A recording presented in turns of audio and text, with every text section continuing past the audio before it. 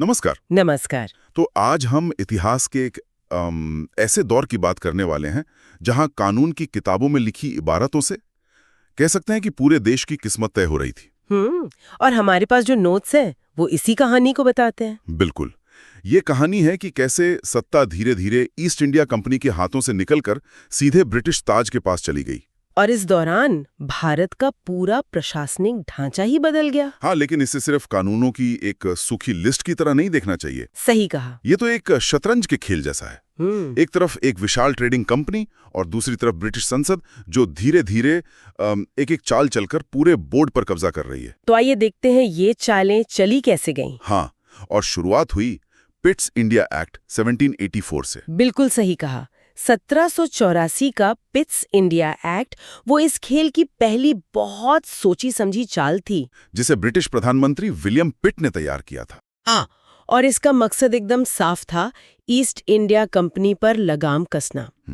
और सबसे बड़ा कदम था कंपनी के कामों का बंटवारा मतलब व्यापारिक और राजनीतिक काम अलग अलग कर दिए गए। बिल्कुल। जो व्यापार से जुड़े मामले थे यानी कमर्शियल काम, वो तो पहले की तरह कंपनी के बोर्ड ऑफ डायरेक्टर्स ही देखेंगे। अच्छा। लेकिन जो राजनीतिक, सैनिक और राजस्व से जुड़े सारे मामले थे वो एक नई सरकारी संस्था को दे दिए गए। और वो थी बोर्ड ऑफ कंट्रोल। हाँ, बोर्ड ऑफ कंट्रोल। तो एक तरफ कंपनी के डायरेक्टर्स और दूसरी तरफ सरकार का कंट्रोल बोर्ड। इससे तो काम में कंफ्यूजन होता होगा। मतलब असली बॉस कौन था? ये बहुत बड़ा सवाल था और इसी में इस एक्ट की चालाकी थी। सैद्धांतिक रूप से तो बॉस ब्रिटिश सरकार का बोर्ड ऑफ कंट्रोल ही था, लेकिन जमीन पर सारे काम तो कंपनी के अधिकारी ही कर रहे थे, तो टकराव तो होते थे। तो फिर फैसला किसका माना जाता था? एक्ट ने ये साफ कर दिया था कि जब भी टकराव होगा तो अंतिम फैसला सरकार के बोर्ड का ही होगा। अच्छा। इसी को दोहरी सरकार या डुअल गवर्नमेंट कहा गया। कंपनी बस एक मैनेजर थी, असली मालिक तो लंदन में बैठी ब्रिटिश सरकार थी। एक मिनट, हमारे नोट्स में एक बहुत दिलचस्प बात लिखी है। क्या? कि इसी एक्ट में पहली बार कंपनी के कब्जे वाले भारतीय इलाकों को officially British possessions in India कहा गया। हाँ, भारत में ब्रिटिश आधिपत्य। तो ये सिर्फ एक नाम बदलना तो नहीं था, है ना? इसका कोई गहरा मतलब होगा? बिल्कुल, ये सिर्फ नाम बदलना नहीं था, ये कागज पर पहली बार एक तरह से ऐलान था कि ये जमीन अब कंपनी की निजी जागीर नहीं बल्कि ब्रिटेन की संपत्ति है। मतलब भारत पर ब्रिटिश दावेदारी का ये पहला कानूनी स्टैम्प था। सही कहा।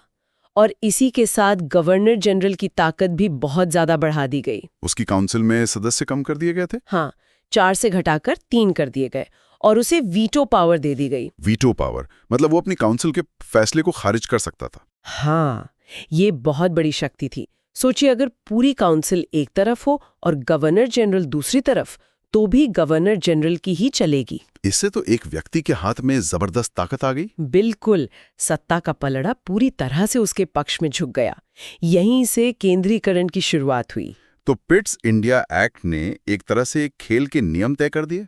कंपनी पर लगाम तो कस दी गई थी, लेकिन अब सवाल ये था कि इस व्यवस्था को लंबे समय तक कैसे चलाया जाए। और यहीं से शुरू होता है चार्टर एक्ट्स का दौर, जो हर 20 साल में कंपनी का भविष्य तय करते थे। पहला आया 1793 में। 1793 का एक्ट बहुत सीधा साधा था। उसने कंपनी के लाइसेंस को अगले 20 साल के लिए बस बढ़ा दिया।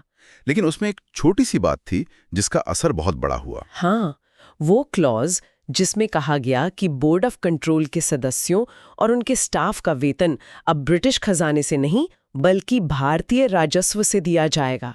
अच्छा, मतलब जो लोग लंदन में बैठकर भारत पर नियंत्रण कर रहे थे, उनकी तनख्वाह भी भारत की ही पैसे से दी जाएगी? बिल्कुल।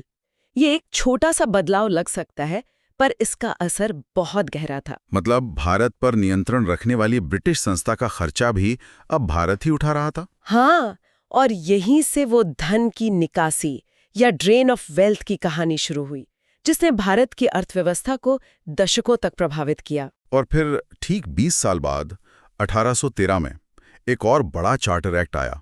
इसने तो कंपनी की नींव ही हिला दी। भारत के साथ व्यापार पर कंपनी का जो एकाधिकार था, जो मोनोपोली थी, वो खत्म कर दी। ये तो कंपनी के लिए बहुत बड़ा झटका रहा होगा। बहुत बड़ा झटका था।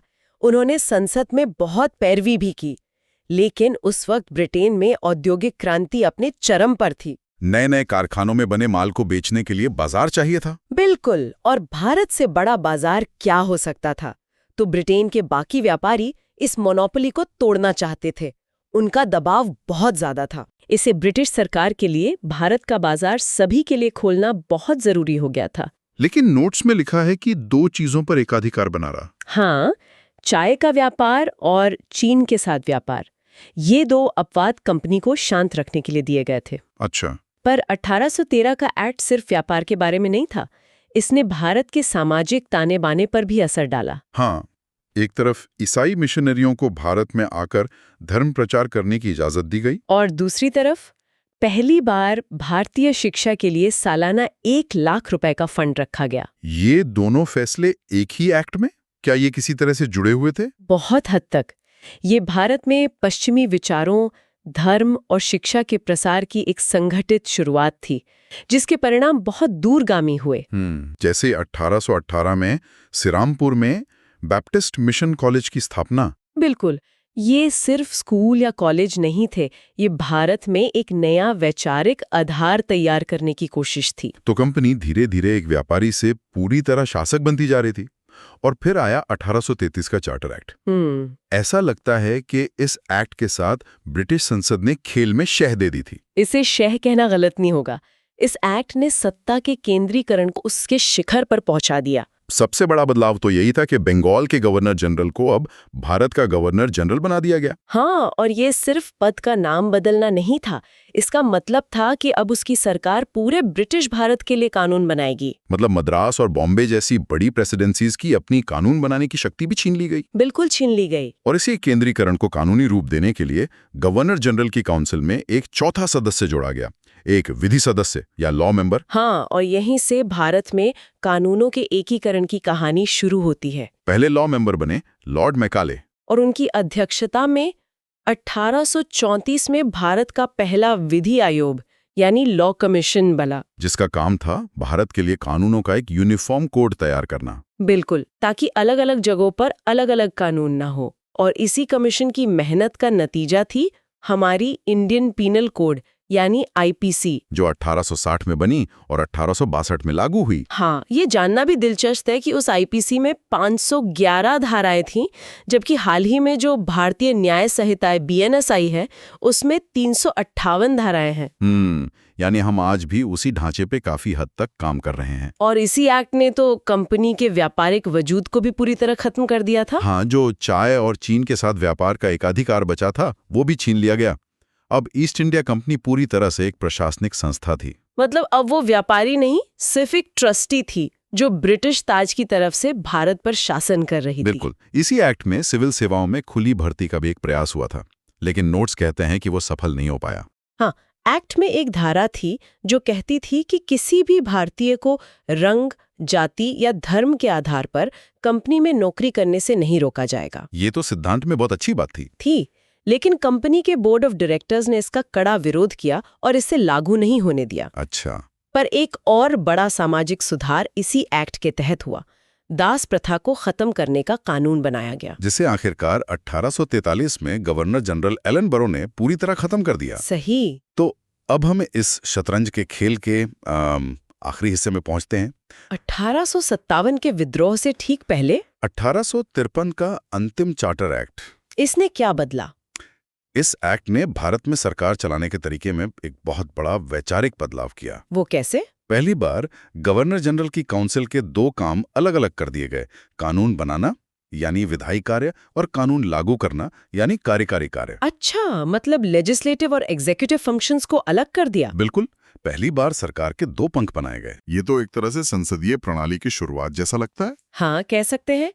कानून बनाने के लिए काउंसिल में 6 नए सदस्य जोड़े गए, जिन्हें विधान पार्षद कहा गया, और इन 12 सदस्यों की संस्था को केंद्रीय विधान परिषद कहा गया। एक मिनी पार्लियामेंट की तरह। हाँ, बेशक ये आज की संसद जैसी नहीं थी, पर ये भारत में संसदीय लोकतंत्र का पहला बीज था। और शायद इस एक्ट का सबसे बड़ा व्यवहारिक बदलाव सिविल सेवाओं के क्षेत्र में था। जो कोशिश 1833 में नाकाम हुई थी वो अब सफल हो गई। हाँ, अब सिविल सेवकों की भर्ती के लिए कंपनी के डायरेक्टर्स की सिफारिश की जरूरत नहीं थी। मतलब अब एक खुली प्रतियोगी परीक्षा पास करनी होती थी। बिल्कुल। इससे भारतीयों के लिए भी सैद्धांतिक रूप से दरवाजे खुल गए। मुझे हमेशा ये सोचकर आश्चर्य होता है कि उस समय किसी भारतीय के लिए ये परीक्षा देना कितना मुश्किल रहा होगा। बहुत मुश्किल। भाषा अंग्रेजी, विषय यूरोपीय इतिहास और साहित्य, और परीक्षा देने के लिए लंदन जाना पड़ता था। लगभग एक असंभव सी चुनौती। हाँ, इसीलिए शुरुआती कई दशकों तक बहुत कम भारतीय ही इसे पास कर पाए। लेकिन सैद्धांतिक रूप से दरवाजा खुलना ही अपने आप में एक बहुत बड़ी बात थी। और इसी एक्ट ने कंपनी के बोर्ड ऑफ डायरेक्टर्स की संख्या भी 24 से घटाकर 18 कर दी थी। हाँ, जिससे ब्रिटिश सरकार का नियंत्रण और भी मजबूत हो गया। तो 1784 से 1853 तक की इस यात्रा में हमने देखा कि कैसे एक व्यापारिक कंपनी के पर कतर दिए गए। उससे उसका व्यापार छीना गया और उसे पूरी तरह से एक प्रशासनिक मशीनरी में बदल दिया गया। ये ब्रिटिश संसद द्वारा एक धीमी, सोची समझी और पूरी तरह से कानूनी तरीके से की गई कॉर्पोरेट टेकओवर की कहानी है। बिल्कुल। ये अधिनियम सिर्फ प्रशासनिक बदलाव नहीं थे, ये भारत पर ब्रिटिश सत्ता को मजबूत करने, प्रशासन को एक जगह केंद्रित करने और एक विशाल विविध देश पर शासन करने के लिए एक कानूनी और नौकरशाही का स्टील फ्रेम बनाने की एक सोची समझी प्रक्रिया को दिखाते हैं। हर एक्ट पिछले एक्ट की कमियों को दूर करने और नियंत्रण को और कसने का एक प्रयास था। हाँ, श्रोताओं के लिए एक विचार छोड़कर जाती हूँ। जरूर। हमारे नोट्स में नेपोलियन बोनापार्ट और उसकी महाद्वीपीय व्यवस्था का उल्लेख है। हमने चर्चा की कि कैसे इसने 1813 में कंपनी का एकाधिकार खत्म करने में भूमिका निभाई। लेकिन इस पर और गहराई से सोचने की जरूरत है। क्या यूरोप में चल रही इस बड़ी भू राजनीतिक लड़ाई का असर सिर्फ व्यापार तक सीमित था, या फिर क्या ब्रिटेन को ये डर था कि नेपोलियन जैसा कोई प्रतिद्वंदी भारत में कंपनी की कमजोरियों का फायदा उठा सकता है? यह एक बहुत दिलचस्प सवाल है। और क्या इसी डर ने ब्रिटिश सरकार को कंपनी पर अपना शिकंजा इतनी तेजी से कसने और भारत में एक मजबूत केंद्रीकृत शासन बनाने के लिए मजबूर किया? ये सोचने वाली बात है कि यूरोप की राजनीति ने भारत के संवैधानिक विकास की गति और दिशा को कैसे आकार दिया होगा।